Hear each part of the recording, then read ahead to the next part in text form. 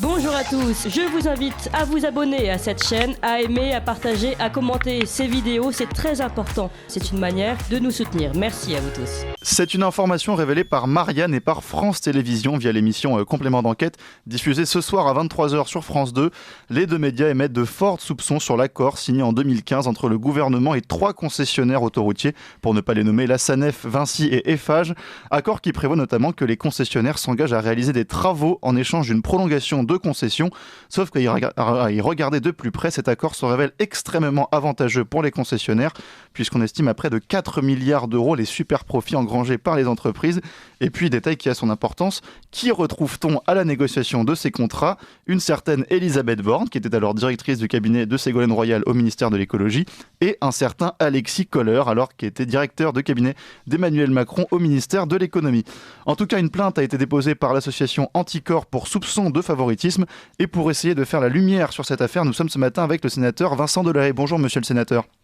Oui, bonjour. Donc vous êtes sénateur de l'Essonne, membre du groupe Union Centriste, membre de la commission des finances et puis surtout vous êtes l'ancien rapporteur de la commission d'enquête qui avait eu lieu sur les concessions autoroutières menées en 2020, sur lesquelles on pourra aussi revenir. Mais d'ailleurs vous intervenez, je crois, dans le reportage ce soir de Complément d'enquête. Alors qu'est-ce que précisément on reproche en fait à cet accord en 2015 signé entre Elisabeth Borne, Alexis Kohler et puis les concessionnaires autoroutiers ? Vous savez, les autoroutes, c'est d'abord une série qui n'en finit pas et qui rebondit tout le temps, ce qui est pas inintéressant en soi, mais on aimerait quand même arriver à plus de transparence sur le sujet. Oui, parce qu'il s'agit de notre argent quand même dans cette série. Oui. Et il s'agit de l'argent de tous les usagers qui prennent l'autoroute, et ils sont très très nombreux. Et c'est vrai que on a le sentiment que même si les sociétés d'autoroutes clament qu'elles souhaitent la transparence, en réalité il n'y a pas de transparence. Et que la négociation qui s'est déroulée en 2015, d'abord, s'est déroulée un peu sous pression à l'époque, parce que, je ne sais pas si vous vous souvenez, mais Ségolène Royal avait décidé un peu unilatéralement de geler les tarifs des autoroutes pour 2015. Et d'ailleurs, ça a été rattrapé jusqu'en 2023, mais on continue à payer en fait le rattrapage de 2015, et ça a été nettement profitable pour les sociétés d'autoroutes que si on avait augmenté en 2015, je dirais normalement selon les contrats. Mais cette négociation a eu lieu sous contrainte, un peu sous contrainte de temps, sous contrainte bien sûr de contentieux, parce que les sociétés d'autoroutes avaient lancé un contentieux contre l'État, donc l'État avait envie de régler ce contentieux, et en même temps, dans l'absence totale de transparence. Le protocole, il a fallu au moins 3 ans pour qu'il soit rendu public. Les documents préparatoires, on n'y a quasiment pas accès. En tout cas, nous, en tant que commission d'enquête, on a eu beaucoup de mal à avoir des vrais documents préparatoires.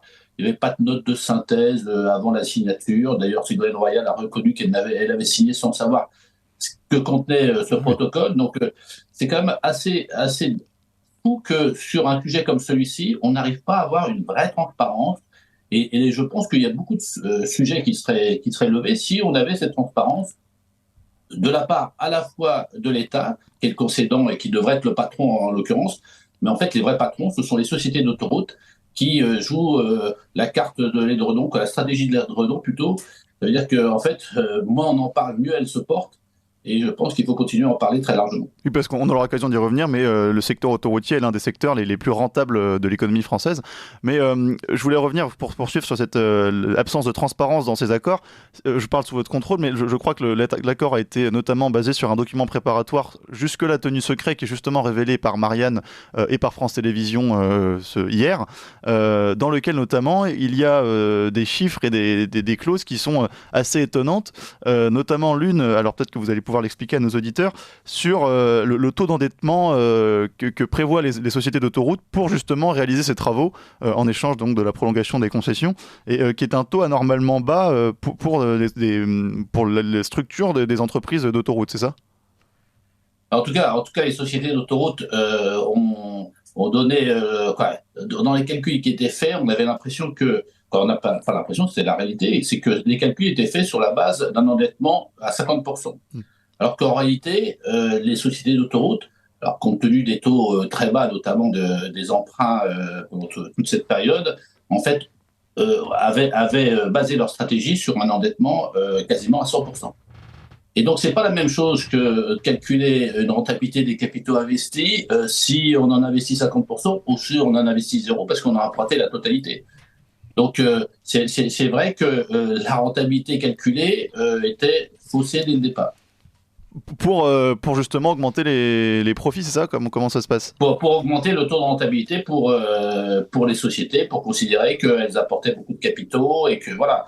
Et si vous les écoutez aujourd'hui, elles vous disent qu'elles ont construit des autoroutes. En fait, elles n'ont pas construit des autoroutes. Il y a l'A10 qui a été construite par Cofiroute, mais tout le reste, elles en ont hérité en réalité.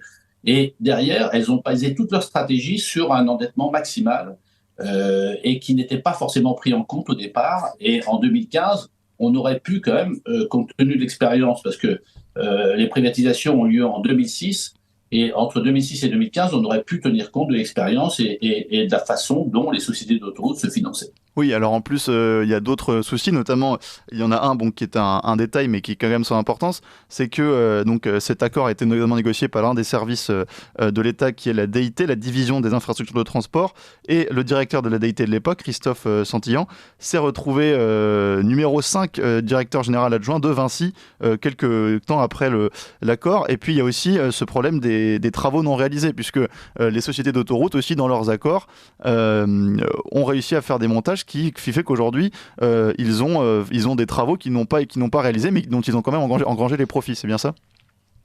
Alors en tout cas, il n'y a pas une clarté totale Voilà. sur, il y a une sur ce enquête sujet-là. Et il y a effectivement des enquêtes en cours. Il y a quand même un suivi qui est beaucoup plus rigoureux aujourd'hui qu'il ne l'était auparavant. Mais c'est vrai que les sociétés d'autoroutes souvent s'engageaient parce qu'il y a eu plusieurs accords. Hein, le protocole de 2015 en est un, mais il y en a eu d'autres auparavant. Et en fait, on a réussi à mettre fin à ce type d'accord, c'est-à-dire à dire vous faites des travaux et puis on vous proroge les contrats. Comme les contrats sont comme hyper favorables, il faut arrêter de les proroger. Donc, je pense que la commission d'enquête du Sénat a au moins eu cet effet favorable d'arrêter ces prorogations contre des travaux. Et alors, quand ils s'engageaient sur des travaux, c'est vrai que la plupart du temps, ils s'engageaient sur un programme de travaux et puis sur des délais, et qu'en fait, les délais n'étaient pas forcément respectés. Donc, c'est plutôt favorable pour eux parce que ils ne faisaient pas les travaux dans les temps impartis et dans ce qui était prévu comme compensation. Et puis ensuite, il y a vraisemblablement des travaux qui n'ont pas été réalisés. Alors ça, c'est un peu plus difficile à affirmer, en tout cas pour moi aujourd'hui, compte tenu des éléments que j'ai pu avoir en 2020.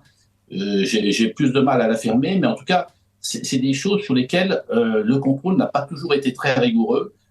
Et quand on a un concessionnaire, il faut montrer d'abord qui est le patron. C'est l'État qui est le patron. Et l'État doit d'abord avoir des bons contrats, ce qui n'est pas le cas malheureusement à la matière, mais surtout un contrôle très rigoureux derrière pour être sûr que les accords qui sont passés sont respectés. Alors vous l'avez dit, monsieur le sénateur, les autoroutes, c'est un dossier que vous suivez depuis longtemps, et on a vraiment l'impression d'assister à une série sans fin, avec sans cesse des rebondissements qui sont constamment en défaveur, enfin en tout cas qui font dépenser de l'argent public plus que de raison. Et notamment, je propose quand même de revenir sur les résultats de votre commission d'enquête en 2020 sur les concessionnaires autoroutiers. Vous aviez estimé que le manque à gagner en fait de l'État dans cette vente d'autoroutes était de 6 à 7 milliards d'euros. Donc déjà à l'époque, plus il y a aujourd'hui, on estime à environ 4 milliards d'euros les super profits engagés par les sociétés d'autoroutes avec l'accord de 2015. Donc comment est-ce qu'on explique que de tels chiffres soient mis sur la table en termes de perte d'argent public sur un aussi petit nombre d'années finalement? Alors d'abord parce que y a beaucoup de gens qui utilisent les autoroutes, donc il y a beaucoup d'argent, les tarifs sont quand même pas très bas, ils ont encore augmenté de 4,75% cette année. Donc, ce qui est absolument anormal. Hein. Honnêtement, bien sûr, il y a de l'inflation. Bien sûr, il y a un certain nombre de charges des sociétés d'autoroutes qui subissent l'inflation. Mais on aurait dû se baser sur ces charges pour compenser. Et pas sur un contrat qui n'est absolument pas adapté et qui ne profite en fait qu'aux sociétés d'autoroutes. Donc, à un moment donné, il faut pouvoir dire stop. Moi, c'est ce que je souhaite, hein, puisque je considère, et nous considérons au niveau de la commission d'enquête, qu'à partir de 2023, c'est-à-dire à la fin de cette année, Vinci Autoroute aura atteint le taux de rentabilité de 8%, hein, sur la totalité de leurs contrats. Ils ont des contrats jusqu'en 2036. Et qu'à partir de ce moment-là, on peut dire stop. Et moi, je pense que quand on a des mauvais contrats, il faut dire stop. Donc là c'est vrai que on découvre toujours des choses nouvelles. que les sociétés d'autoroutes sont très bien organisées, elles ont effectivement des moyens, donc elles ont des avocats et des conseils en nombre et en qualité. Donc c'est vrai que c'est pas toujours facile. Je trouve que l'État n'est souvent pas assez courageux et la volonté n'est pas toujours là pour montrer que dans une concession de service public, c'est le concédant, donc ici l'État, qui est le patron, et c'est lui qui doit décider de ce qui se fait, et c'est pas les sociétés d'autoroutes qui doivent le décider. Oui, et en plus, on vous avait invité en début d'année pour parler d'un rapport qui avait été publié par les services de l'État dans lequel on proposait, tellement la situation des concessionnaires autoroutiers était favorable, de baisser, je crois, les péages de 60% sur les 2 tiers du secteur, puisque justement, ces péages est extrêmement rentables pour les sociétés d'autoroutes. Et ce rapport avait été tout simplement enterré par le ministère de l'économie, par Bruno Le Maire. Donc là aussi, on voit qu'il y a un vrai manque de volonté de l'État à agir malgré les énormes profits qu'engrangent ces sociétés d'autoroutes. Moi, je pense que le gouvernement aurait intérêt sur le sujet à jouer la transparence totale. Quand on a comme ça des rapports de l'inspection générale des finances, hein, vous faites référence à ce rapport de l'inspection générale des finances qui a finalement été rendu public, mais il a fallu presque se battre pour qu'il soit rendu public. Donc, il y a un moment où il faut absolument, et moi je la réclame, cette transparence depuis longtemps. Nous, parlementaires, quand on demande des informations, alors dans le cadre d'une commission d'enquête, on ne peut pas nous les refuser, mais depuis lors, on a beaucoup de mal à obtenir des informations quand on les demande. Il y avait un sommet des autoroutes qui devait se tenir, le ministre m'avait dit il se tiendra en début d'année, après il m'avait dit avant les vacances, après il a dit en juillet, et aujourd'hui on ne sait absolument pas s'il va se tenir ce sommet des autoroutes, parce qu'en réalité les sociétés d'autoroutes n'en veulent pas. Et donc quand je dis que c'est l'État qui doit être le patron, l'État doit convoquer les sociétés d'autoroutes à ce sommet rapidement et arrêter de se faire dicter sa conduite par les sociétés d'autoroutes, c'est pas possible. En l'occurrence, donc vous voyez, en fait, on a l'impression, à chaque fois qu'on avance sur un sujet, qu'on découvre des faces cachées, et ça c'est toujours très désagréable, parce que ça augmente forcément la suspicion sur ce qui a pu se passer, sur ce qui se passe encore, et là-dessus, on doit, puisqu'on gère de l'argent, alors pas tout à fait public, mais c'est l'argent de tous. Tous les usagers, voilà, on doit être 90% en France à prendre les autoroutes, à un moment ou à un autre. Et c'est vrai que cet argent, on a besoin de savoir ce qu'il devient, à quoi il sert, et on a beaucoup d'idées pour s'en servir bien. Donc, moi, je l'ai dit, d'ici la fin des contrats, je considère qu'il y a une surrentabilité de 35 milliards, et c'est cet argent-là qu'on devrait pouvoir aujourd'hui discuter, dont on devrait pouvoir discuter l'usage. Mais alors, pour éviter ces problèmes de contrat, ces super profits de concession d'autoroutes, est-ce que le plus simple ne serait pas finalement de renationaliser ces autoroutes qui en plus ont été vendues beaucoup moins cher que ce qu'elles valaient vraiment au départ?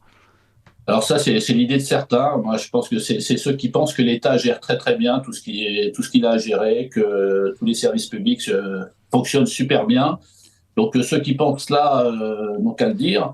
Moi, je pense que se servir de la compétence de société privée pour gérer un service comme ça, c'est pas forcément une mauvaise solution. C'est même souvent une bonne solution, à condition qu'on ait un bon contrat, ce qui n'est pas le cas en la matière, et qu'ensuite on ait un suivi rigoureux. Ça, c'est très important. Et même cela, on n'est pas sûr que l'État arrive à le faire tout le temps.